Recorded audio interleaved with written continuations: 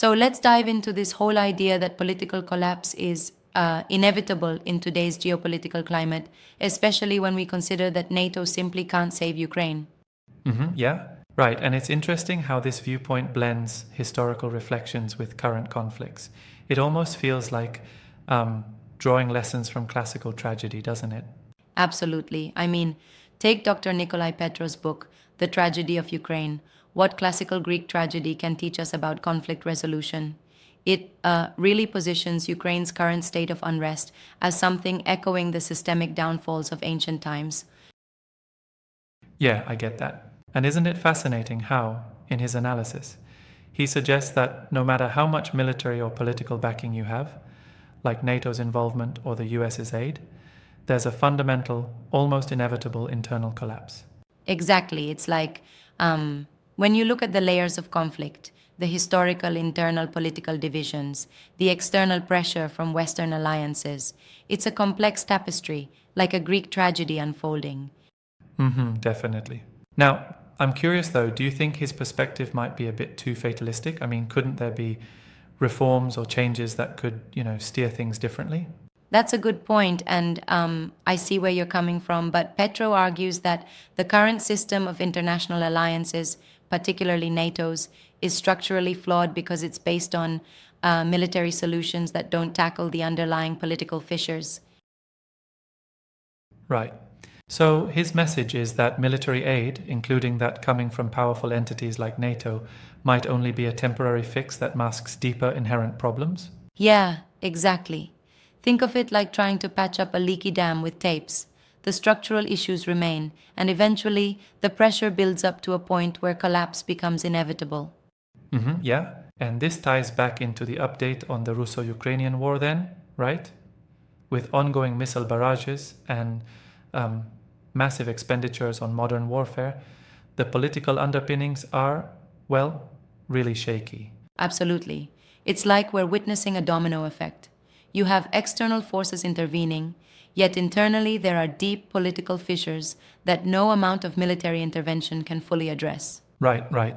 It's almost like the conflict is both a symptom and a cause of the political collapse.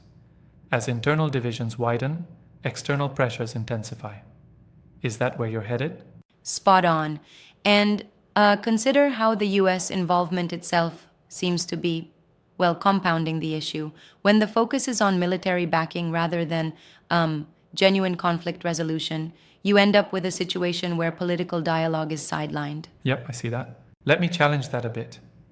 Could it be argued that while military support does have its drawbacks, it also deters further aggression and provides a kind of security blanket, at least in the short term? That's a fair challenge. And sure, in the short term, it might stabilize things to an extent. But Petro's point is that this very security blanket becomes a trap, inhibiting the necessary, sometimes painful, political reforms that could avert long-term That collapse. makes sense. Right. It's like putting a band-aid on a bullet wound. You might stop the bleeding for a while, but you're not addressing the underlying damage. Exactly.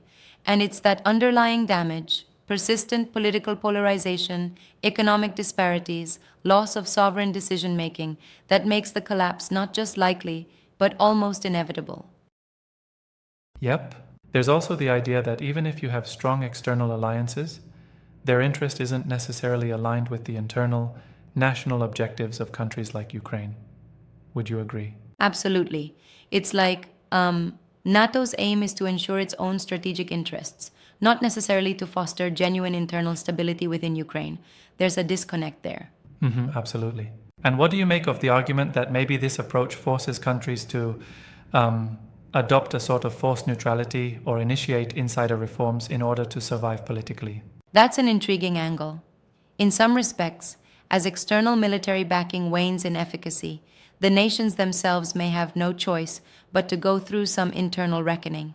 And that process can be incredibly painful, much like the catharsis in a Greek Right, tragedy. exactly. It makes me think of how history tends to repeat itself, how some structural crises are just too big to ignore, whether it's ancient Greece or modern Ukraine.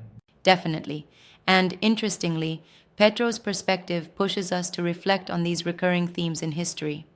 The idea that political systems are often doomed by their very internal contradictions is a timeless point. For sure. So, in essence, are we saying that the solution might not be found in reinforcing external alliances, but rather in a deep internal political and economic transformation? Yeah, exactly. It's like trying to rewire the whole system from the inside rather than relying on, say, international military might. Right, right. And that, of course, is far easier said than done, wouldn't you agree? Oh, totally. It's like attempting to reconstruct a ship from the inside while it's still afloat. The momentum of historical forces is hard to slow down. Which brings up an interesting question. If this collapse is indeed inevitable, is there any real policy intervention that could meaningfully steer the outcome? I mean, is there a way to mitigate the collapse without triggering even more chaos? That's a deep question. Petro seems to suggest that incremental fixes are just that, increments. They might delay the inevitable, but they can't really reverse the underlying see that. trajectories. It almost sounds like a warning that all these diplomatic and military interventions might just be prolonging the pain rather than solving the crisis. Exactly. It's a bit of a paradox, isn't it? We invest so much energy and resources in external solutions that the real internal causes remain unaddressed. And that feeds into a sort of crisis of legitimacy, where governments become unable to, well, respond adequately to the needs and fears of their people. Absolutely. And that crisis of legitimacy is what over time can lead to a severe political collapse. The whole system starts buckling under its own weight. Yeah, exactly. I find it particularly compelling how this analysis goes beyond simple geopolitics. It's more of an examination of the systemic, almost inherent tendencies of modern political systems. Would you agree? For sure.